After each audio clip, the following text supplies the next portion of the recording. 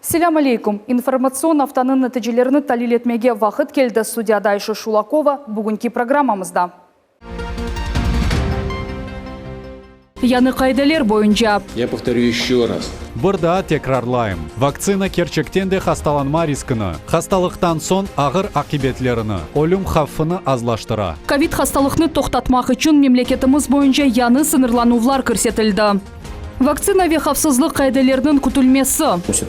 Вазиет керчектенде пек ағыр. Аджеле ярдымға пек чоқ мұраджатлар келе. Қырым Тибетті пандемияның яны ақыбетлерінен насыл даяна. Қырым Жұмхуреті сағлық сақлав везерінің муавины Антон Лесковскийның эксклюзив интервьюсы.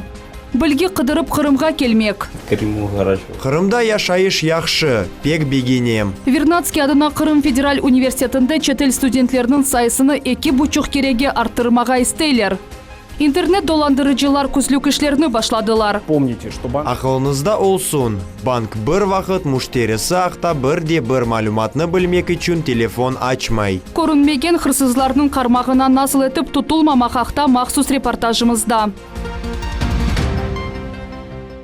Ковид ақта хаберлер кені кергін. Хасталар бойынша антирекорд күнденші. Күнде 600-ден зияде адамға коронавирус хасталығы анықлана. Акимет яны қаты сынырланувлар вев авталық тәтілеріні кірсетмеге мечбур.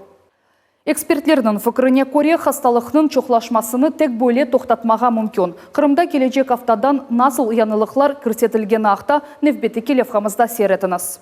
Бақшысарайдаки жемат нақлиятының турақларында адам вақыт жоқ. Ковид реаллері енді бұтын ярымаданы қаплап алды. Амма базы адамларының хасталарының чоқлығы қорқытмай. Қызмет көстерген эпсі тешкилатларының хадимлеріне 100% вакцинация тевсие етілген.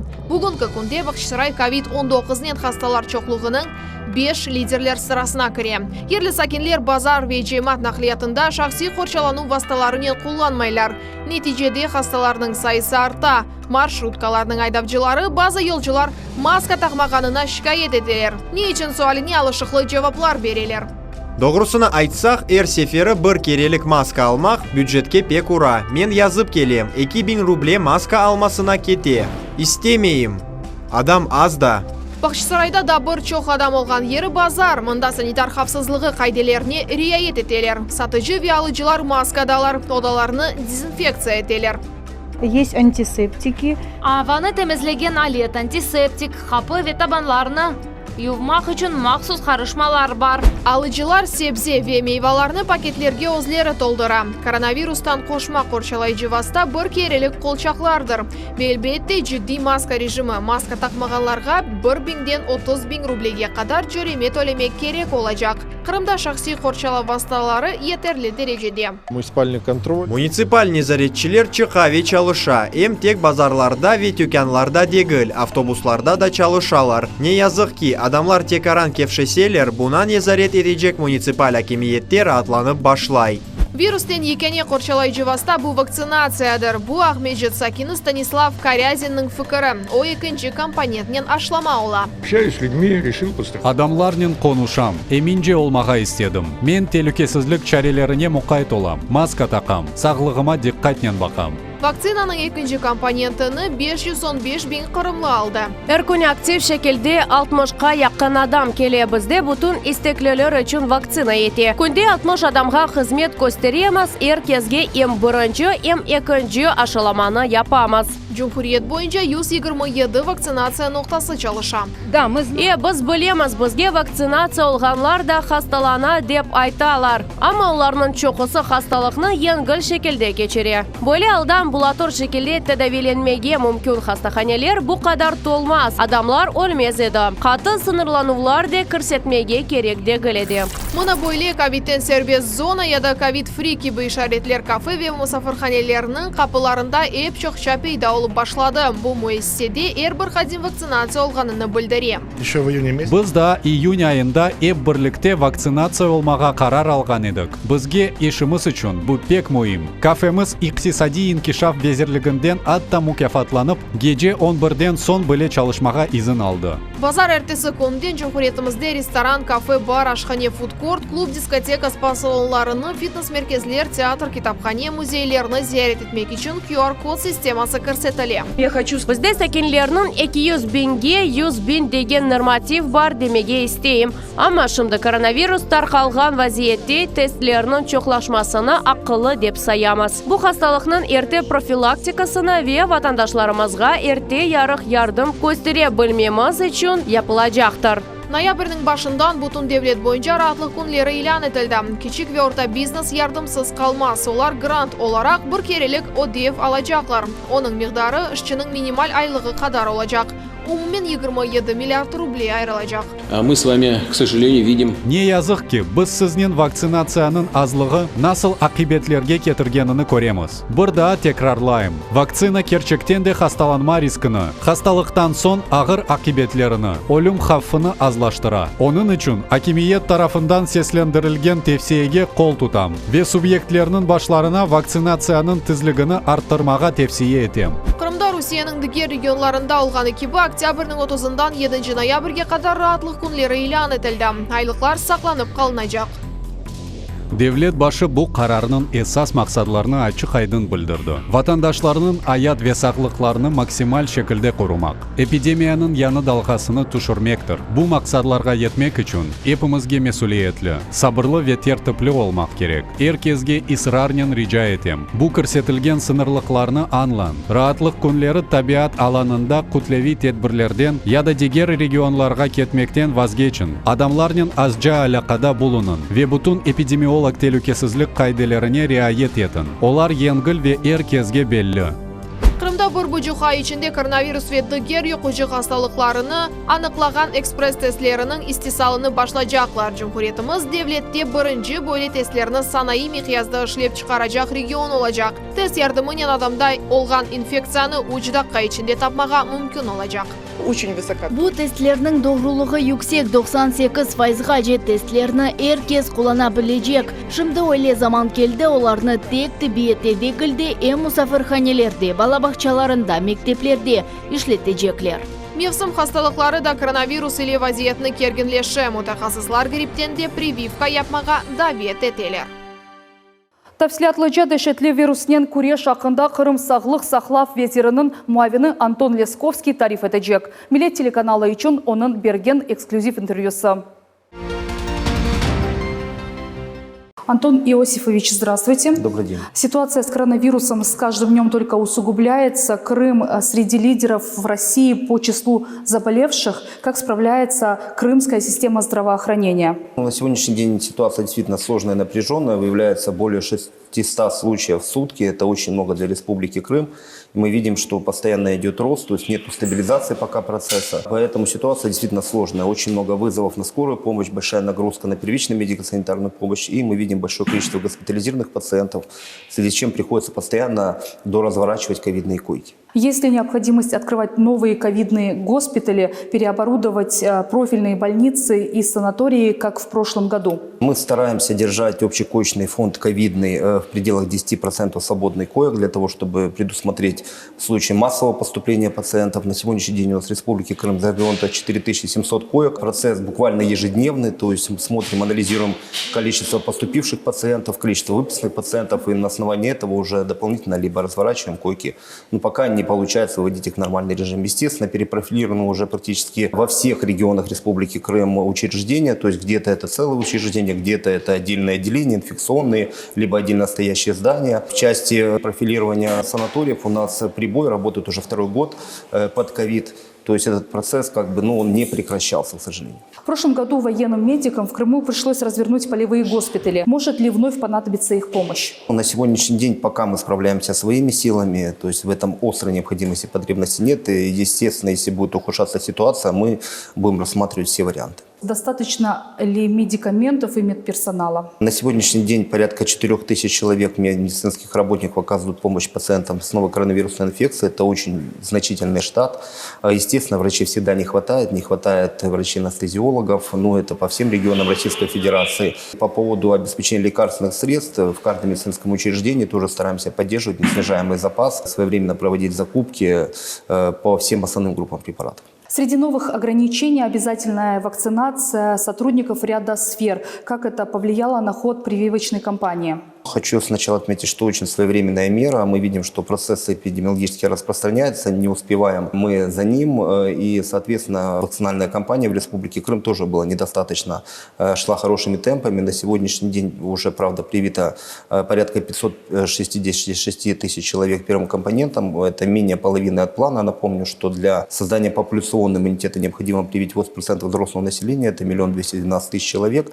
Но хочу отрадно отметить, что если 2 недели назад у нас в среднем прививалось в день до 1000 человек первым компонентом, то уже на прошлой неделе, после того, как вышел указ главы с изменениями, ограничениями, мы уже увидели увеличение порядка до 3000 человек первым компонентом доходило, то сейчас, вот буквально с понедельника, на пункты вакцинации приходит 5 и более тысяч человек для получения первой вакцины. Это очень отрадно. Надеемся, что эта тенденция сохранится и будет только увеличиваться, потому что хочу напомнить, для того, чтобы остановить эпидемиологический процесс, необходимо вакцинироваться массово и в очень короткие сроки. Какими темпами идет ревакцинация населения? Ревакцинация тоже очень важна. Хочу напомнить, что после получения первой прививки через полгода уже можно ревакцинироваться. Это необходимо делать.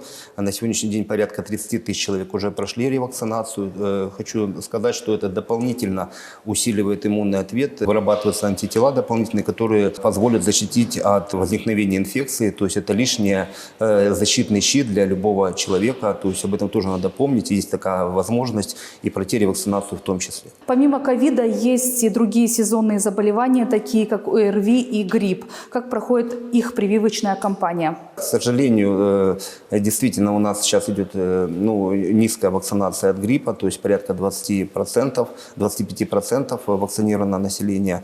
Это очень низкие показатели. Точно так же для того, чтобы не позволить распространиться заболеванию гриппа, это очень опасное заболевание, не менее опасное, чем новая коронавирусная инфекция, которая может характеризоваться молниеносным течением, высокой летальностью. Поэтому очень важно пройти в том числе и вакцинацию от гриппа. Это касается в первую очередь и детей, потому что на сегодняшний день еще нету зарегистрированной вакцины от ковида, и, соответственно, хотя бы от гриппа необходимо детей привить. Поэтому призываю всех родителей давать им добровольное согласие. Пока дети находятся в организованных коллективах, это тоже можно сделать быстро и оперативно. Хочу сказать, что в прошлом году действительно мы привили 60% взрослого детского населения. Это 63 даже процента. Это дало свои значительные результаты. Вспышек гриппа в прошлом году среди населения Республики Крым не было. Это очень важно, и нельзя допустить, что в этом году ситуация была другая. То если у нас будут одновременно вспышки гриппа и вспышки новой коронавирусной инфекции, то наше здравоохранение точно не справится. Может, есть смысл сделать вакцинацию обязательной для всех, кроме тех, у кого есть медицинские противопоказания? Вы знаете, медицина сейчас находится в такой сложной ситуации, то есть такая нагрузка, как я уже сказал, на все службы без исключения, что медики, поверьте, они готовы к любой помощи, к любым мерам, которые позволят остановить эпидемиологический процесс. Как вы считаете, когда и при каких обстоятельствах мы сможем вернуться к нормальной доковидной жизни? Как я уже сказал, необходимо провести, то есть единственный выход из ситуации, остановка эпидпроцесса, это массовая вакцинация, это создание прослойки тех людей, которые не восприимчивы к новой коронавирусной инфекции. Поэтому как только получится создать достаточное количество вакцинированных людей, причем это надо сделать в кратчайшие сроки, то есть чтобы одновременно, практически одновременно за короткий промежуток времени большое количество людей получило вакцину. А буквально антитела начинают вырабатываться уже на следующей неделе, то есть как только мы получим достаточное количество вакцинированных людей, я думаю, процесс нам получится остановить. Антон Иосифович, спасибо за интервью. Пожалуйста, спасибо. Қырымның әле оқув юртларына оқумаға кірген шетел студенттерінің сайысы эпарта. Вернадский адына Қырым Федераль университеті олардың сайысыны да 2,5 кереге арттырмаға істей. О вақыт университетте 5000 әжнеби студенті оқуйжақ. Санкцияларға бақмадан Қырымда енді 2000 шетел талебесі тәсіл ала. Оларға мында оқумаға ағыр екенмі? Ве тәсіл үшін не үшін Қырымны сайла екенлер? Жеваплар левхамызда. Пандемия вақытында атта келечекте эким олачақларға амелиятта bulunmağa ясақ. Onun için олар ершені дистанцион шекілде көзетелер. 3D көслюклер ярдымынен санки анда bulunalар. Хирургның әр әрекетіні миллиметрге қадар мониторда көрелер. Бүгін лазер-генератор велопароскопик техниканың ярдымынен амелиятларны кесмейіп кешірмеге мүмкін. Бұл ювелир ішке шетел студентлеріні де өгретелер. Is the ERCP. Who know from you what is it ERCP? Хирургия кафедрасының доценті Эльдар Аблаев ашқазан хасталықларының земаневи диагностикасы Веті Давилева ақында студенттерге аңлата. Дәрсі инглиз тілінде кече. Тибет академиясындаки халқара факультетінің ожалары универсал аскерлер кыбы. Эм аят хуртаралар, эм келечекте иштешлері олажақларыны огретелер. Эмді қолай шекілде эжнеби тілді лафетелер. Мы стараемся им показать. Біз оларға амелият диагностикасының усолларыны көстермеге тырышамыз. Келечек ишаны яхшы аңламақ кереклер. Аға қардаш кумарлар туған Индистанындан 6 ел евелсі кеткен әделер. Тасил алмақ үшін девлетні сайлағанларында чоқ түшініп отырмадылар. Русияда берілген тасил севиясыны бігенелер. Ватанларында акаш-терапевт, алиттейсе хирург олып çalışмаға істейлер. Индистанда бузина атлар пек кереклі. Біріншіден мұнда ава пек яхшы, велбете тасилде. Ирам Парвин да Индистандан келді. Бабасы ағыр хаста олғаны себебінден эким зенатыны сечті. Бутынырак хасталарыны тедавилемеге арз еті. Қазандаки веддігер ерлердегі университетлерге баққанда мұнда пек палы дегіл, авада суық дегіл. Мысырлы Абдулла Юсиф ярымадаға 2 ел евелісі келді. Қырым топрағы оны айретте қалдырды. Мұнда оның чоқысы ватандашлары оқыды. Оның айтқанына көре, Қырымда өзіні евді кібі истеті. Жұмхриетті ве оның мемлекетіндегі адамлар арасында пек чоқ бензерлік көре. Бұл ердегі тәсіл кейфиеті yüksek seviyede. Ожалар профессионал баллар эпосы достане. Мұнда олғаныма бақытлым. Шетел студенттерінің чоқысы инглиз тілінде тәсіл ала. Тибет іші бойынша оқу 6 ел девам ете. Бұтын бұл еллары ішінде біз тәсіліні инглиз тілінде алып барамыз. Стоматология фені бойынша 5 ел. Ве бұл елінің яңылығы біз тіш екімлігіні де инглиз тілінде аштық. Да бір хабер біз башқа али оқу юртларындан да телебелеріні кечірмеге башладық. Тәсіліні девам етмеге істегенлер ординатураға кіріп, оны рус тілінде кече білелер. Бұндан әвел олар азырланув курсларыны кечелер. Тек бойле шекілде Пушкин ве Достоевскийнің тіллеріні анламаға мүмкін. Кемерлері есе Индистанлы Селия Скария Чакокыбы атта халқара оқуйчылар конкурсларында бірінші ерлеріні қазаналар. Каждый выбирает по себе. Слово для любви и для молитвы. Четел студентлері Қырымда илксефер, борщ, татараш, пиляв, самса, окрошка кыбы ашларының тадыны бақтылар. Мен слойка коктейлеріні севем, пек лезетлі. Четел студенттерінің әркүнке аяты ерлі сыныфдашлардан фарқланмай. Оларда да кенчлік авасы укум сүре.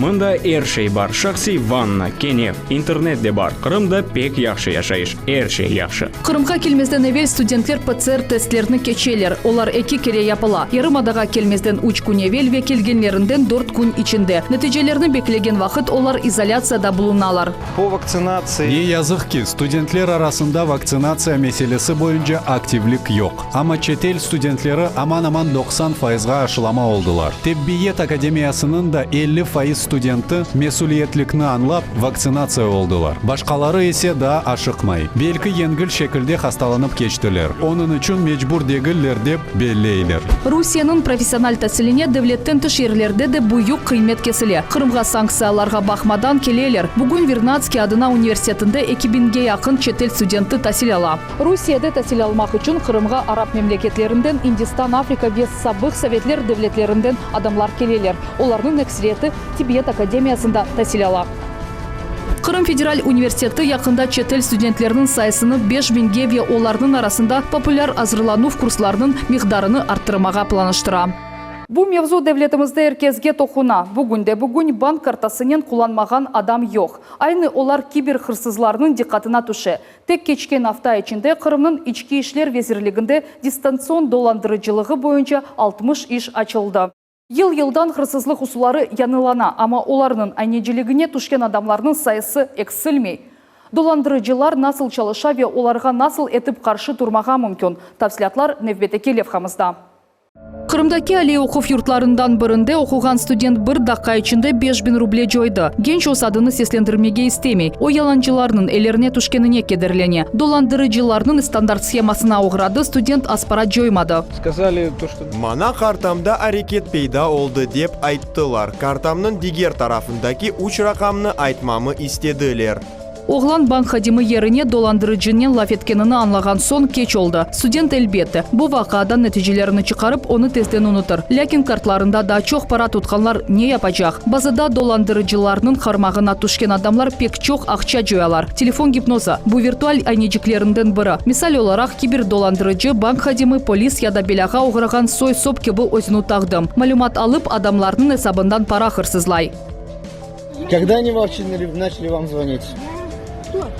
Мошенники. Не мошенники. А кто это? Ваш сотрудник. Бұл видеоны полис хадимы чықара. Онефа хажының доландырыжынен лaf еткенini шаты олды. Қанун векілі банкоматқа шыққан қаддыны құртармаға тырыша, ләкин нәтижесіз. Я сотрудник полиции. В отношении вас совершаются мошеннические действия. Пожалуйста, я вас прошу проехать с нами в отдел, разобраться. Статистика бойынша банк картасында рақамларны емде оның арт тарafındaki гызли кодын айтмаға, яда есабат пара yollamаға адамлардың эрдорты азыр. Тек кечкен hafta devamında МВД хадимлері 60-тан зияды дистанцион доlandırıcılıqны анықлады. Общий ущерб, которого составляет. Umumiy zararının kolemi 5 milyon rubleden ziyade. Meydanға келген cinayetçilerinin 20'сы анықлады. Онлайн доlandırıcılık үшін 5-6 yılға hapіске keçirmеге мүмкін. Бұл cinayet енді башқа қанун бозуларының çoğısını ашып кетті. Оларны чезмеге қолайды гіл. Чүнки çalınlarının bilingini ve hırsızның bulunған yerini tapmaға қиын. Интернет дүкенларындaki алу-сатуға да диққатлы olmalı. Оларға артқан сорав да доланчыларының sayısını çoğlaştırdı. Mütehassıslar satıcılarının рейтингini, davranışlarını ve kontaktlarını teşkirmege tavsiye ettiler. Dolandırıcılıqның да бір схемасы бар. Генчана интернетте бала креслосының сатылуы ақта илян ерлештірді. Бір даққада алуштадан муштери тапылды. Ve o сайттан кетірілмесіні теклиф етті. Она предложила, что она сделает все сама. O her şeyini özü yapacağını aytты. Sanki o parаны endi төлегені ақта ссылкамана yolladı. Men o adres boyunca keçmedim. Yalan olğanını anladım. Son o meni qabatlamağa başlandı. Sanki o para endi yolladı. Ne için siz ссылкаға keçmege istemeysiniz? Ve ilahre dedi. Қанын хұжыр мұштарыны тез-тез блок етті. Yollanılған ссылка картадан пара хырсызламақ үшін yollanılған еді. Бір месседж адамны парасыз қалдыра біле. Хырсызлар Троян адлы вирус программалары ile месседжларны yollaylar. Оларға кечкен сон есаптан пара хырсызлана. Не забывайте. İnternet dükanlarının saytlarına resmileştirmek için poçta sistemaları, online bankinginde çeşit parollerini kullanmağa unutmanız. İnformasyon hafızlığı paketlerini ve antivirusunu ile de kullanınız. Onlar dolandırıcılarga karşı modüllerini taşıy. Чеблеріңізні бошатмақ үшін ақылы кибер хырсызларға тек бір-екі дөгме басмасы етерлі. Будьте внимательны. Viber'ge ve WhatsApp'a kelgen zillerge dikkatli olunuz. Gösterilgen resimge ve adına bakmanız. Kliyentin real telefon numarasına bakınız. Dolandırıcılar ile kuryaşны Центробанк алып бара. Октябрьнің 18-тен Қырымда киберсаватлығы haftası başlandı. Чат-бот предлагает. Чат-бот bir sıra programmalarını бере. Квиз, ana baba toplaşıvı. Ссылкаға keçkende o sizge dersler hakkında hatırlata. Өзіні ve қорантасыны қорчаламаға істегенлер үшін вебинарлар ve interaktivler keçirіле. Экспертлер dolandırıcının қармағына насыл етіп түшмемеге. Интернетте малны тәлеукесіз сатын алмаға ve егер сіз бір белаға оғрассаңыз, о вақыт не yapacağınızны öğreteler. Чат-бот поможет зарегистрироваться. Чат-бот sizge resmileştirmege yardım eter. Webinar hakkında hatırlatar. Tolu malumatını Kırım boyunca çalışkan Центробанкның сайтында tapmağa mümkün. Anda da chat-botқа ссылканы almağa mümkün. Paranızны қорчаламақ үшін en yaxşı yapacaq işiniz bu telefonны kapatmaq ve banka ya da poliske telefon açmaqtır. Кече айтқан hafta boyu haberlerden belgilendi. Мен sizге tek yaxşı haberler тілейім. Көрішмек üzere.